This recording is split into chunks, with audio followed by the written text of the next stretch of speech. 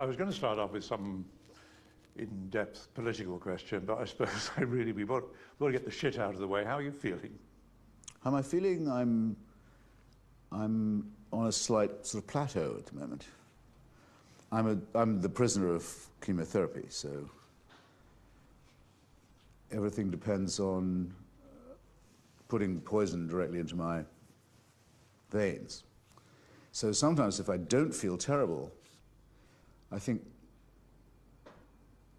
damn, it's not working.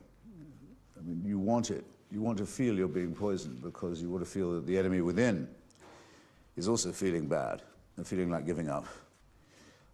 So today I feel reasonably fit and secretly worried that I would be better off feeling much worse.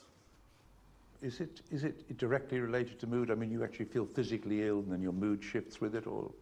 Well, you feel very tired, physically, a lot of the time, and then often very demoralizingly visited by nausea. Even when you haven't eaten anything for a long time, you think, why am I still puking? Sorry for the expression.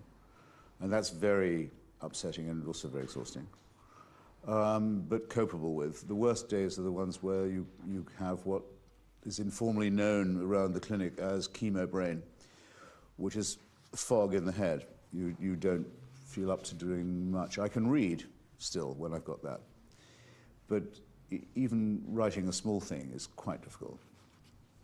Those are the worst moments, because you're afraid of becoming boring to yourself and others. And in my case, because writing is, I would like to say grandly, not just what I do, but it's more like what I am. If I felt I couldn't write, it would undermine, I suppose, my will to live. Or at least it would make me wonder what the point was. So chemo brain is the worst. Do you ever have the feeling I've got to settle some scores? Oh, sure. You're racing to settle scores? Not racing, because I'd like to think I was always in a hurry. I always had a sense of urgency about doing that. No, I'll give you a morbid view of it if you like. I mean, I hate the idea that somebody like Henry Kissinger, who is what, well into his 80s now, or Pope Benedict, likewise, would live long enough to read my obituary, when I had fully intended to be writing theirs. And I make no bones about it. That's why I don't ask for sympathy, because I'm not intending to dish it out either. You've been such a successful and interesting and fascinating, provocative political analyst over the years. Thank you. I wonder what feeling you have about America today. I mean, coming here, there's a sort of sense almost that America's lost almost the will to live. It seems to be sad and lacking spirit. It seems almost as though it's rolling over and waiting to be overtaken by China and by India. Yes. The great thing about the United States and the historically magnetic effect it's had on a lot of people like me is its generosity, to put it simply. Broad-mindedness, curiosity, willingness to accept strangers, allow them to become citizens really quite easily, assimilate to their arrival. There's a tremendously cramped feeling now, mean-spirited feeling, that was very much to be detected in the last election cycle.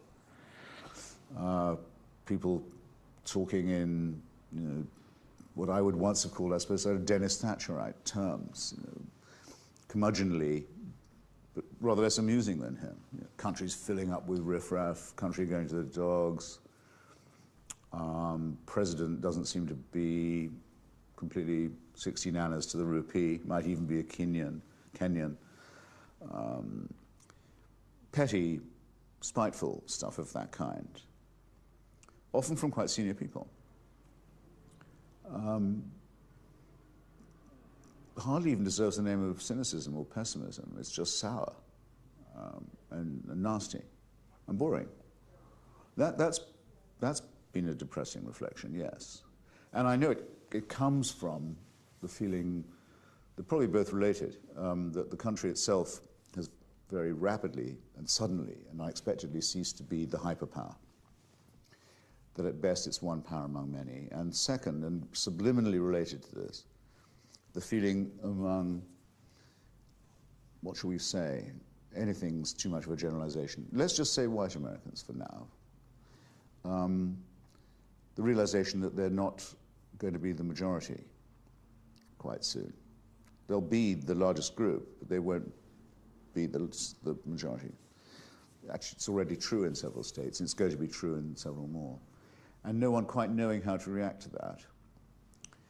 And all of these things are going to need very careful handling and require a lot of thought and reflection. And all I know for now is that there are several tones of voice in which not to talk about it, how not to address it. And one is by saying, you know, the president is a secret Muslim, for example. Really unworthy stuff of that kind. Because I remember you give it's a very moving and a very affecting and contagious account of why it was that you decided to move to America, and so many of the attributes of America which affected you, which led to your move, almost the ones I'm talking about now, as perhaps disappearing. Let's talk a little tiny bit about, I think we're back to 1981, aren't we? And Mrs. Thatcher and all the various little elements which led you to decide that America was where you wanted to be. I didn't decide actually to emigrate to the United States till 1981. I remember buying a one-way ticket and leaving Heathrow that way and deciding that I'd become an emigrant and or, well, simultaneously immigrant. But long before that, I'd felt the gravitational pull of the American planet and came in the late 60s, early 70s. And yes, it was quite nice to find oneself condemned to cliché.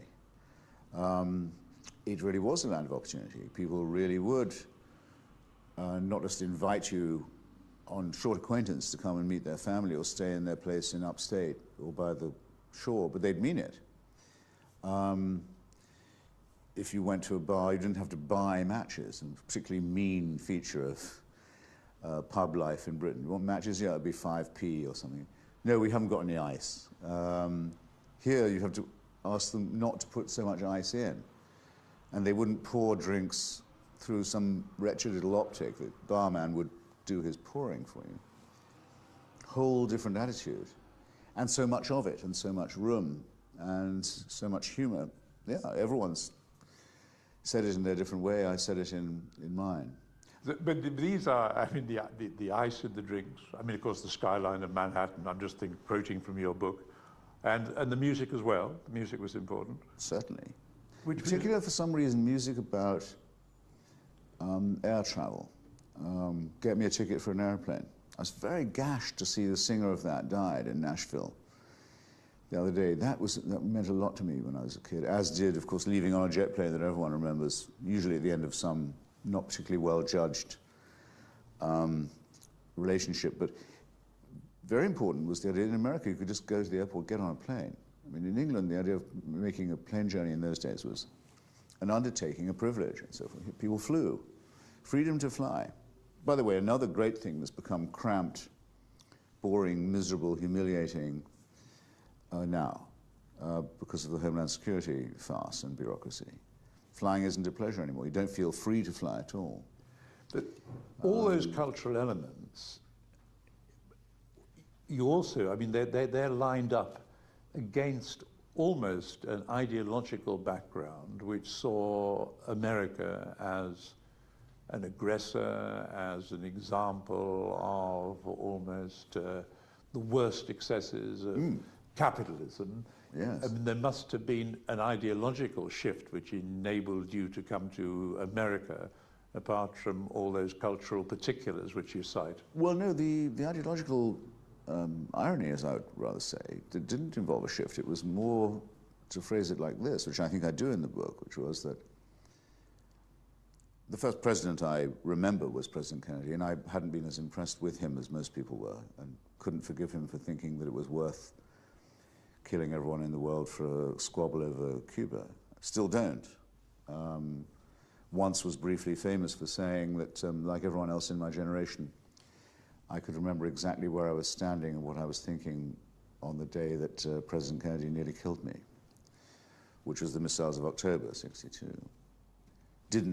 Still don't take part in the kitsch generational sense of tragedy about his departure. I think the Kennedy family generally overrated. But anyway, that gives way to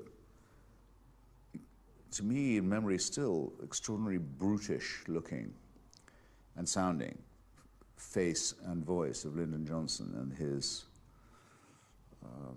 imposing,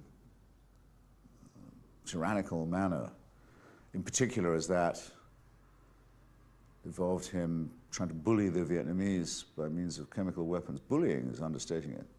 Chemical weaponry and heavy machinery into bending to his will. All of this, and the long denial to a huge proportion of the American population of the right to be considered human, really, and a terrible convulsion in the political sphere involving other assassinations, other dramas, that all this could be happening when I got here, at the same time as a major unjust war overseas, major domestic revolution within the borders. What was going on? Huge discussion on whether women should have the same civil rights or should be considered part of the same civil rights movement. Early suggestions that people of different sexual orientations might have rights too. Amazing discussions everywhere you went about every sort of psychosexual, socioeconomic, ethnic form of, people would say then, liberation was the key word then. Emancipation would be fine by me. Extraordinary that the country could manage to do all this at the same time. It was. And publish it all, and put it all in amazing movies like Easy Rider, or Bonnie and Clyde, and in imperishable rock moments and the songs of Bob Dylan. I thought, no, I could live here. I mean, my God, this is very serious. And also you had literary exemplars, didn't you? I mean, Yes. you record thinking about, well, Wilde, Auden, others who'd come here. And in the view which a lot of my sort of literary type friends would have taken when I was at Oxford in the late 60s, that America is sort of vulgar, crass, commercial, and so on, which no one would say it wasn't. But Oscar Wilde, most of all, wanted to come here and began to flourish perhaps even more in Europe once he had. Evelyn Waugh did some of his best work here. P.G. Wodehouse decided, having moved here, he'd never even visit England again. George Orwell, who was very suspicious of the American empire in the last few years of his life, replacing the British one, still most of all wanted to come to the United States and corresponded mainly with intellectuals around Partisan Review and magazines of that kind who would give him a home when he couldn't get one so easily in England. So all this was amazing. It was, again, I'd stress, welcoming, generous, open-minded, broad-minded, curious. And I remember, I think it's in my book, a wonderful, beautiful female publisher taking me for a drink. I'd written practically nothing then, suggesting I might like to write a book for an American publishing house that you'd have heard of in some Sky bar in Manhattan. This was already good enough. I was 20. But her very solemnly suddenly saying to me, of course, the great advantage of you guys is that you have irony, which we don't. And I thought, well, I can't say nothing to that. But the best I'm going to be able to say is, well, apparently not. and instantly regretting saying so. And her looking just a little bit bewildered. I thought, I must be careful not to do that again. You remind me of what you also say. It's about, and you use the word, girls, women in America being forward. Well, yes. I mean, this I'd actually discovered in London for myself, that there was something different about American womanhood. Martin Amis in The Pregnant Widow most recently has sort of speculated that the real sexy ability of a woman can be defined as how much she can think like a man. Not in all things, but in the sexual relation. She can kind of picture what a man might be thinking. Very important. it seems to me American women were kind of born with that. And so had ideas of their own and would even make suggestions. You see me now, the slightly faded figure of a formerly magnificent mammal primate. But I used to have a really English reticence in that respect. I would always hope someone else would make the first move. I'd like to, or if I was going to make it, that somehow it had been cleared in advance. In a wonderful unspoken way, American women seem to sort of allow you to skip that stage. but the word English rose still makes me contract and retract as well, I have to say. It still does. On going back to the politics of it, because, I mean, you were in the International Socialists for a long time. We should explain this was a sort of left-wing sect group, which, well, I mean, I'd probably allow you to characterize it, which, as it were... happily do it. It was the word for it, rather understated, was not group or even groupuscule, let alone party, but a tendency. In other words, it was a thread in the argument over the future of Marxism and of a theory for the working class. And it came out of the left opposition. It's vulgarly called Trotskyist. I don't mind. It's a good enough shorthand for it. Which, in other words, from the only political tradition in Europe in the 20th century that had managed to oppose Stalinism, fascism and imperialism at the same time, and deserves some credit for that, and is associated with some heroic figures. Reading what you have to say about it, you're relatively kind and sympathetic towards it, because I've also spoken to your brother about it. Yeah. Compared to him, I mean, he now sweeps it aside as almost an absurd youthful indulgence, but you treat it quite sympathetically insofar as some of the figures who are associated with it were figures you perhaps have gone on admiring, or you admired, if you like, the almost openness of it compared to some of the other left-wing sects, groupuscules, tendencies. Indeed. For one thing, the writers and essayists and fighters who made up our tradition, I mean, once you've taken out the sort of grand heroic figures like Rosa Luxemburg or Trotsky or Andres Nin in Spain in Catalonia in Civil War. People like C.L.R. James, the brilliant Trinidadian polemicist and historian. His book Black Jacobins is the really authentic history of the Haitian Revolution and the historic importance of that. Also a great writer about cricket, by the way. All these comrades tended to be polymaths. Victor Serge, whose memoirs of a revolutionary anticipate Solzhenitsyn in what they say about the Gulag,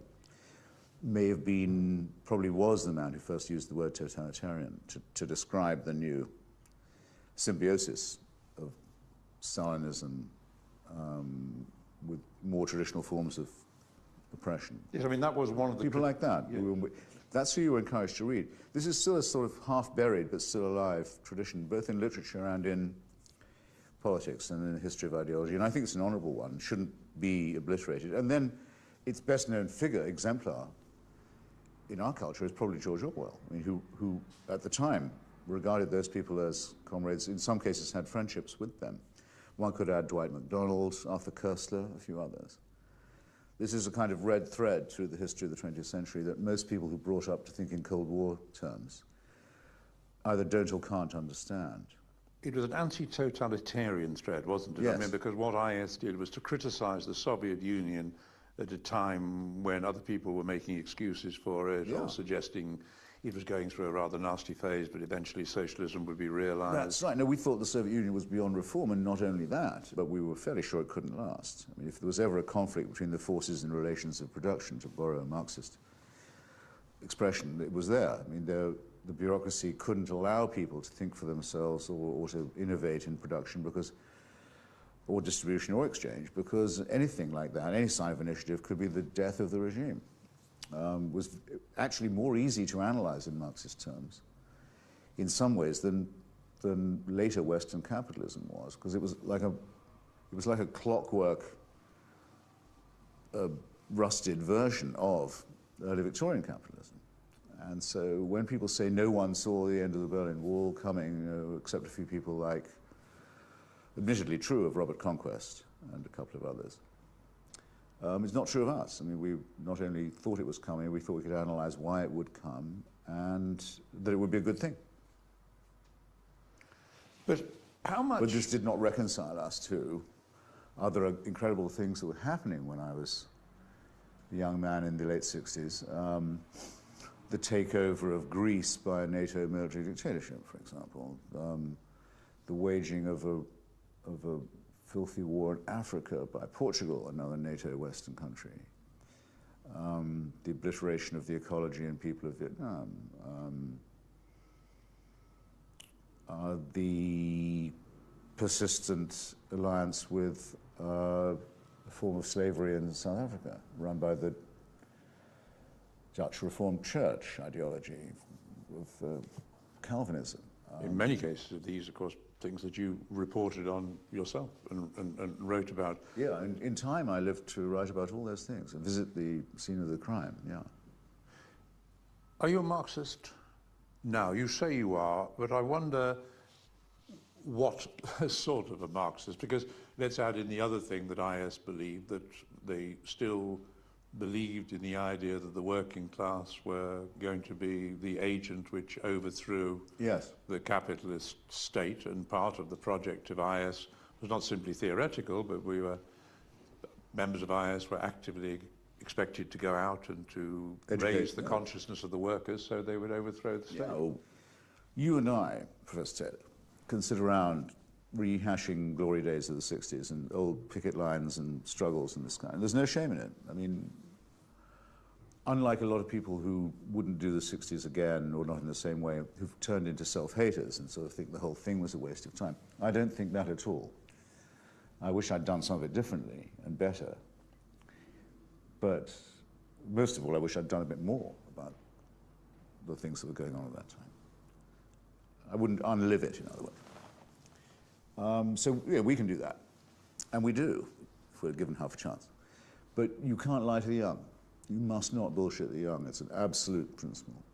And these people were asking me questions, seriously, what should I do with my life? Should I commit to this or not?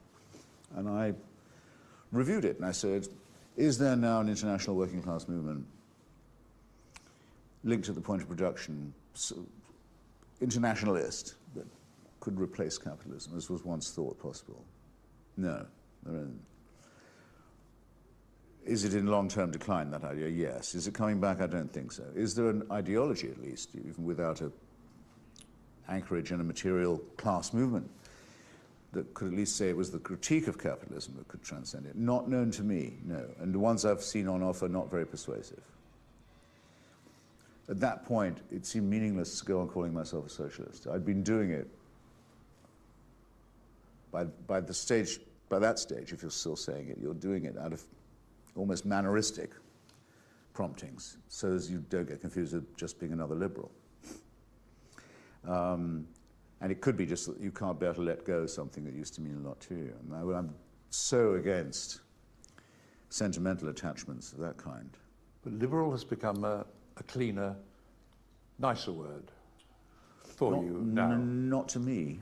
Hasn't it? Because you're one or two references. I mean, I still find the word liberal very smug and disappointing.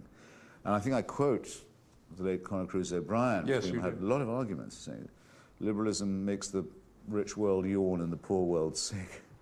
That wouldn't be a complete description of it now, but I can remember how true that was at a certain point. But thinking like a Marxist, in other words,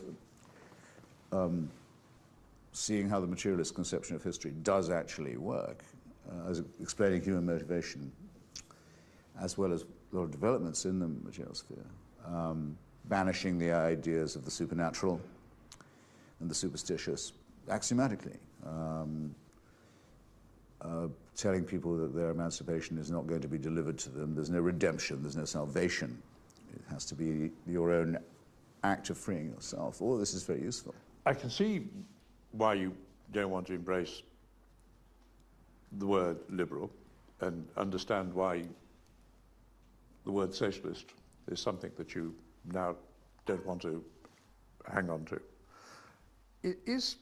Do you feel when you read the word the left, or left-wingers, or those on the left, do you know, is that now something which prompts a feeling of, well, not contempt, but a feeling of irritation, a feeling of annoyance? You don't feel of the left any longer? Not really, no. They don't really allow it. I mean, when I took the view that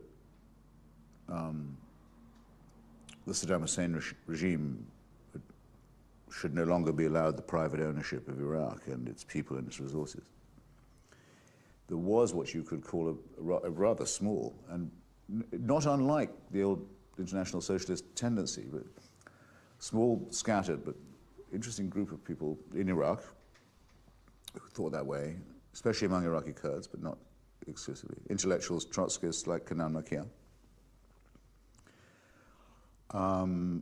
And in other countries around the world, people thought, yes, obviously, no one on the left could possibly support any policy that presumed the survival of that regime. But by then you were beginning to scrabble a bit to keep that idea of the left going. I mean, if the majority of the left in the world, and actually the majority of liberals too, decides that they think Bush is a greater enemy than Saddam Hussein, well, that's what the left now thinks. Well, they can leave me out of that. Completely. I mean, I won't quarrel at that point. I'd rather be called a neoconservative at that stage.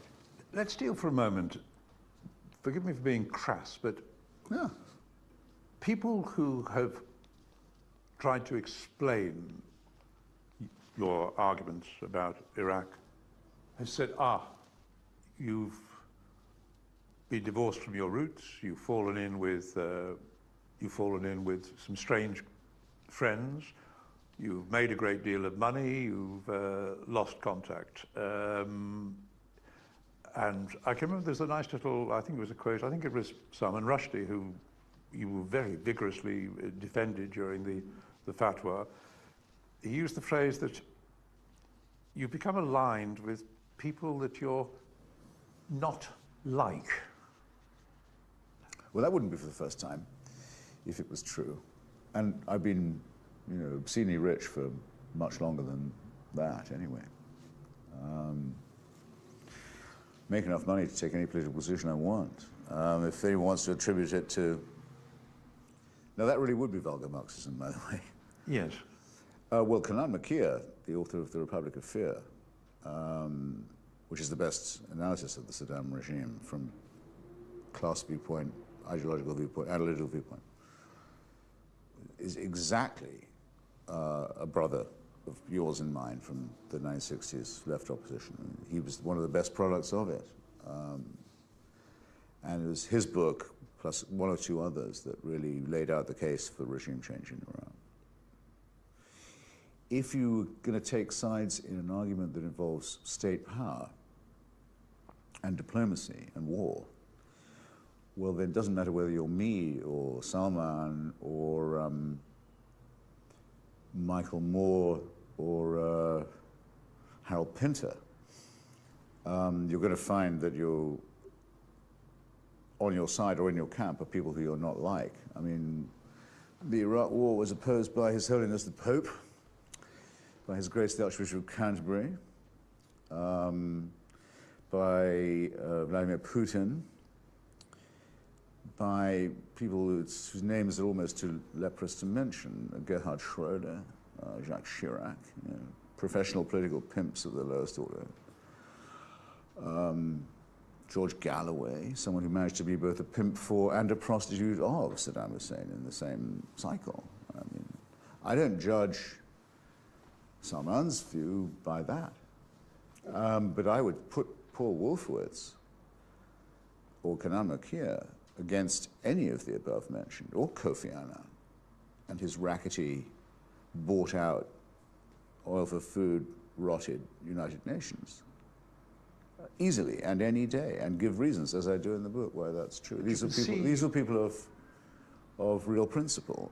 Opposed to I think the most appalling collection of opportunists and thugs it's possible to imagine. And I only mention the most celebrated public figures. I mean, behind that was something even more sinister that certainly Salman should have been able to see through, which is an alliance on the street between what's left of the hard left, rather thuggish elements of the Socialist Workers' Party and the remains of the CP, the Communist Party, and the Muslim Brotherhood, openly allied against Western democracy for reasons that are too obvious to go into, though I don't mind going into them.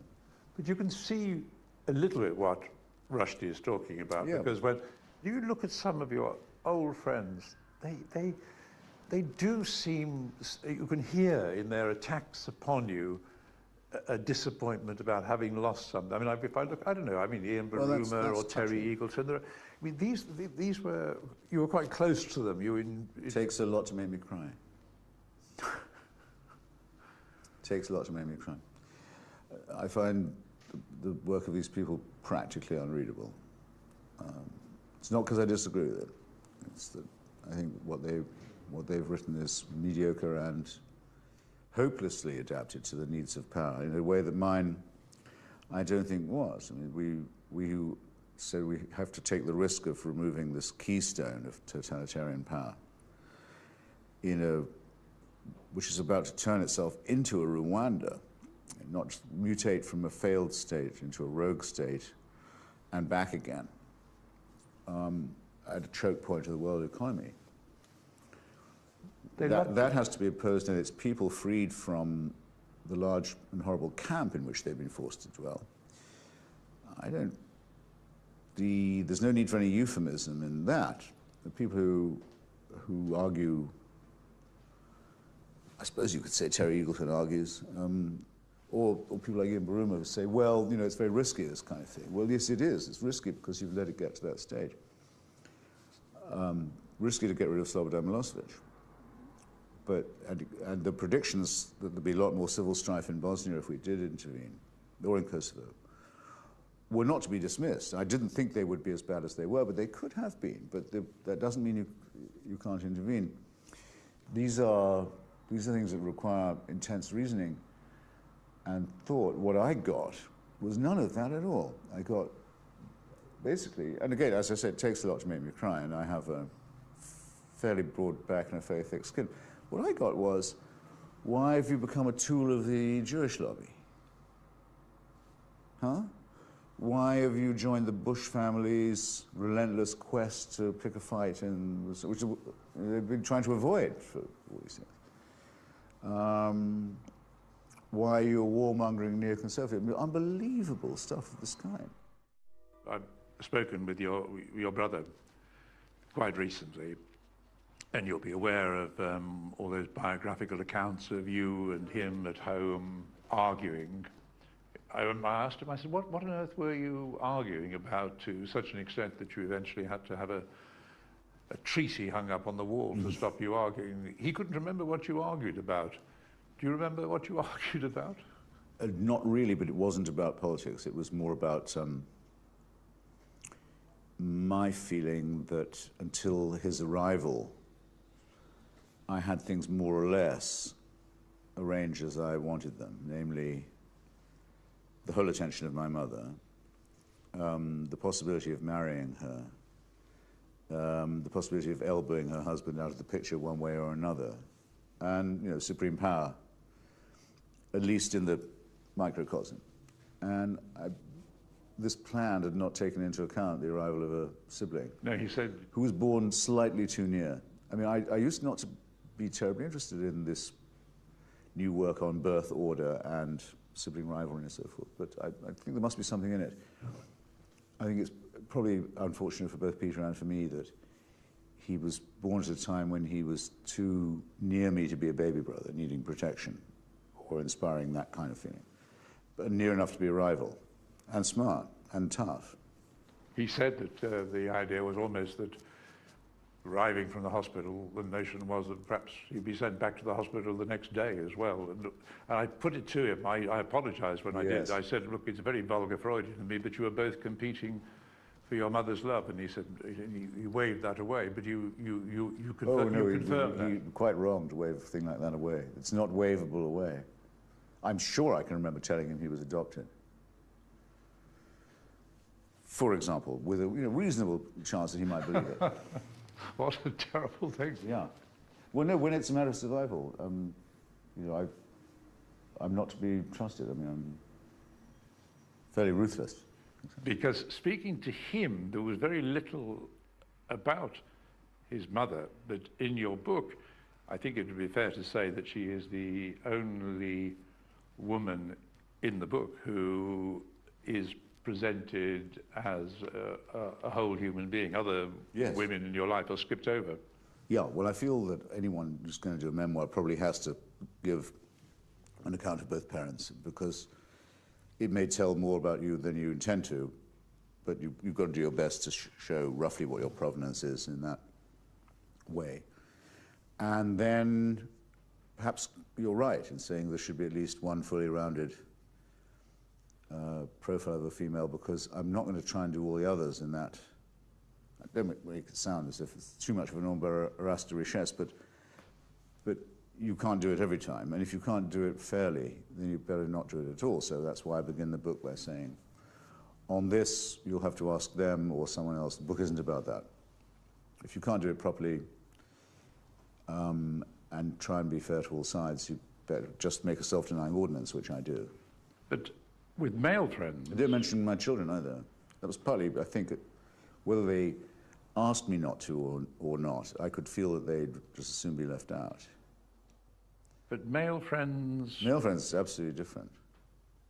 Why is it different? Especially when you're trying to test the proposition, which I do in my chapter on Martin Amis. Is it possible to have a heterosexual relationship with a man? And my answer is, not in so many words, but the answer is, well, pretty nearly, yeah. It was as near as I could come. And so I was very stirred when I saw him being interviewed not very long ago, this year, since the book came out anyway, by Charlie Rose on PBS, and asked about me and our long attachment. And he said, well, what now when he looked back on it, it struck him as being an unconsummated gay marriage.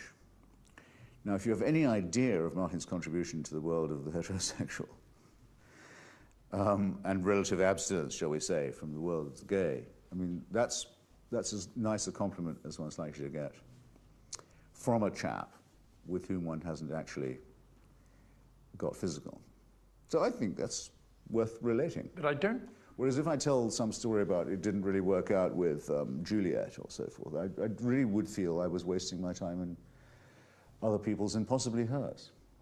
And then someone who wasn't Juliet would call up and say, so, you had room for her, but not for me. And I could see all this coming, so I just said, I'm not doing it. The book's already nearly half as much again in length as the publishers asked for. And I haven't yet finished the stuff about Chile, Poland, Cuba, and Kashmir. But a woman who read it... Look, the book is about the struggle of ideas as refracted through some, but not all, personal relationships. But it's about the struggle for clarity in the ideological world. I was trying to talk to somebody about you and your brother's views, and when I was doing it, it was difficult really not to avoid occasionally smiling at the ways in which to talk about the contradictions. When I was talking to him, and I was talking about the family, and I was talking about divorce, and I was talking about abortion, and I was talking about homosexuality. Do you recognize an affinity in the certainties that you both espouse? Do you recognize a complementary intolerance of ambiguity? Yes, I do. Because I've noticed that on things where we actually do agree, without checking with each other. I sometimes find that we often find the same kinds of politician repulsive, for example. Often for slightly different reasons, but there's the same feeling. How can anyone look at this guy, say it's Bill Clinton, without realizing you're dealing with this sort of dangerous phony, sort of hopeless case of narcissism? And why would anyone volunteer to help, be proud to help, to pump up this already bloated ego? What's going on here? Some kind of appalling masochism. Yeah, I didn't know what he thought about it until I published my own stuff, or maybe vice versa. He's good on things like that, as he is, for example, on the wretched church of which he's a member. I mean, he understands as much and as easily as I do that Rowan Williams just does this perfect impersonation of a Welsh sheep trapped, bleating on some hillside in the rain. And it's more of a tragedy to him than it is to me. But you can't miss a thing like that. And he wouldn't be him if he didn't. I mean, it's very typical of him. It's his form of Trotskyism, if you like. He can only be a member of the Church of England on condition that he's a member of the most extreme, isolated, derided opposition group within it. Absolutely. Last... I'd rather be a Trotskyist, frankly, but with all the hazards. If I say the name Horace Mann, you're probably going to know that I'm going to use that quotation from him, which he said, until you've done something for humanity, you should be ashamed to die. I think that you say that's a pretty tall order. Yes. Would you allow that of yourself? Would you like to feel that that is true to an extent? No, I can't really say that, I don't think. But I'm hoping to, if this wouldn't seem like a rather melancholy coda. Because, as you know, I have a malignancy in my chest. Quite a lot of it now, of my chest. And the possible treatments for this are remarkable. I mean, I live in a revolutionary age to have cancer, as it turns out. And there are experiments that are being conducted, and I've volunteered to take part in 2 or 3 of them. And there may be a couple more where I could be a guinea pig. It's also a rather sad time to have cancer as well as an inspiring one, because I don't think this used to be the case with people. They would die knowing there was a treatment that was just out of their reach. That will probably happen to me. There was tantalizingly near, and there are some so tantalizingly near they might work if I can hold on long enough. Now, plainly, I'm doing this for myself. I want to hang on. But I also do feel that I'm willing to go to places I didn't need to go, to have my gene sequence, for example, and my genome analyzed, and to have some tests conducted that they don't hold out any prospect of success for, but that might benefit other people. And Horace Mann was in my mind when I thought about doing that. I thought, you probably need to be nearer death to be deciding, well, how are you going to pass the test? This will be what I hope to contribute, or bequeath, if you like. It's a lot better than the other offers I had, which were to go to prayer breakfasts in my own honor. I can't see you. Which I didn't think would meet the tests either way. In fact, would rather negate the idea. Christians have been rather nice to you, haven't they, when you consider the assault that you made? You've been making upon them recently. They're all praying for you, aren't they? One of them in particular. Well, not all Christians are praying for my recovery, I should add. Oh, they somehow see this as a Well, divine... no, I mean by that to say there are some who pray for me to die horribly in order to set an example to other backsliders, and not only to die horribly, but then to be reborn and then never to die, to live forever in agony. There's that tendency, faction. And then there are those who say they're praying for me, and only after a while, after I got a lot of these messages, so I start writing back saying, do you mind if I ask, when you say you're praying for me, praying for what? And many of them were honest and wrote back saying, praying for you to become someone who accepts Jesus as his personal savior. Not for me to get better. Or to get better plus that, but not only that. Well, I thought it was nice of them to clarify. But one Christian in particular has become very important to me and is, I think, a very exemplary person. You may have heard of him. He's called Francis Collins, Dr. Francis Collins. Well, he's the head of the National Institute of Health and the National Cancer Institute at the moment. And he is the man who was given the job in the 90s of completing the Human Genome Project and brought it in complete, ahead of time and under budget in the early years of the Clinton administration. A gigantic contribution to medicine as well as to our understanding of what we have in common with other animals, and is the final blow to all those who doubt that we are evolved rather than created. And Francis is a believing Christian of a C.S. Lewis kind, I would say. And he's taken a strong personal interest in me and introduced me to doctors who can help me, if I want to think of it like that, help other people by doing new pathway treatments, or help myself perhaps as well, on the off chance. So that's a rather nice symbiosis. Have you, it's a quotation that you use at the beginning of your book, The Hamlet, you always made me laugh. Your tirade, your invective, your name-calling, apart from all the other things about your writing that I admire, but it was often the laughter. Have you lost all your mirth? No. I have foregone all custom of exercise, but that was a long time ago. Never could quite discipline myself in that way. No, I hope I don't seem mirthless in the least. I wouldn't say I've found any more funny sides to dwell on than I had before. But certain jokes at the expense of the species, about being born into a losing struggle, being created sick and then ordered by God to be well, and all this, do seem even more pertinent when you have to live with the thought every day.